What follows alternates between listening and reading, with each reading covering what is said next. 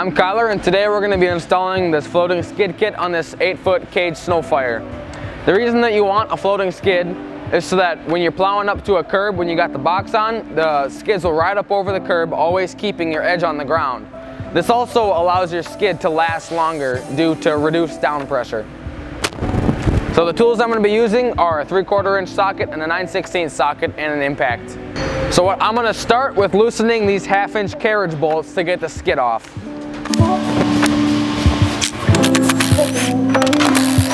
You goober.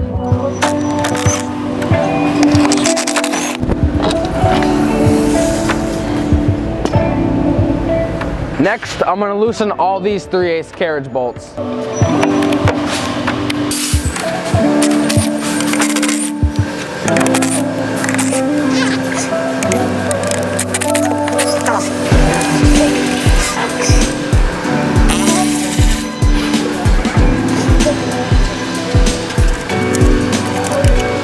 So when you get the skid kit, you'll notice that your floating skid has these big slots and their regular skid has these little ones. These big slots allow the skid to float up and down with bushings. So the next thing we're going to do is put this skid retainer on the plow. You'll use all your carriage bolts that you just took out of here.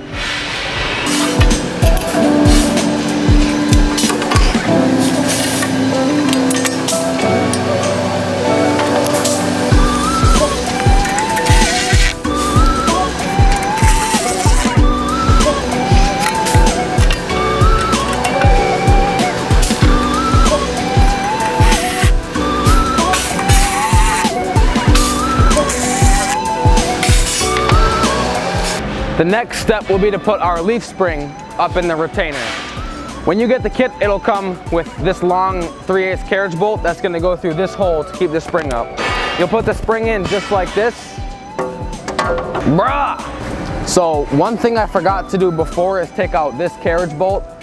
This bolt's you're gonna get rid of that, and your longer bolt's gonna go through here and use the same nut.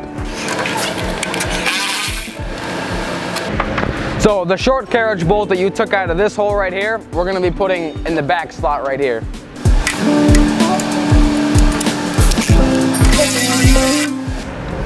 Then you're going to take your leaf spring and the provided carriage bolt. Your leaf spring will go up in the slot like this. So this hole right here is where your bolt is going to go through, and the spring.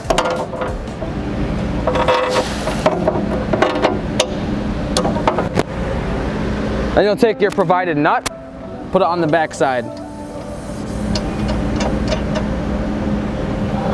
So now that your spring is in, you're going to take all of your previous bolts that were in your skid before and reuse them.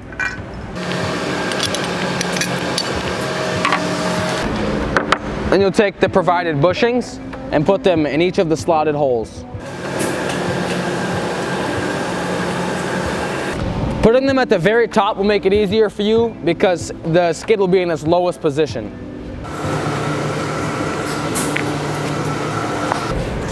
So I'm going to start with this front hole here, and I'm going to stick a carriage bolt through it.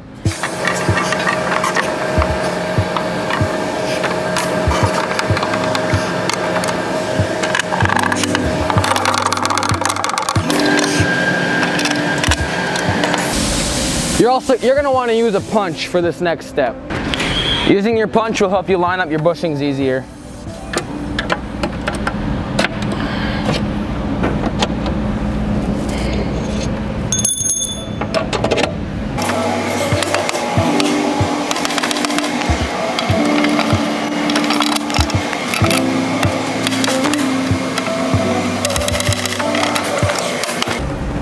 Next, you can put nuts on the back and tighten all of these. Just do them snug so you don't pinch the skid.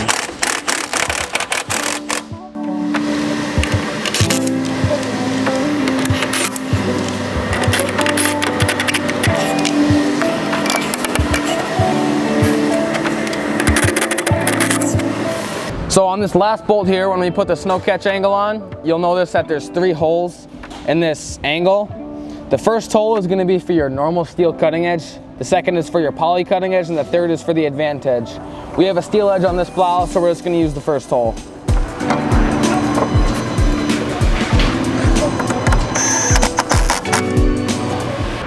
The last step will be to put your tensioner spring in the skid housing. The kit will give you this bolt. You're just going to screw it down to the top here. And then you can tighten to your desired tension.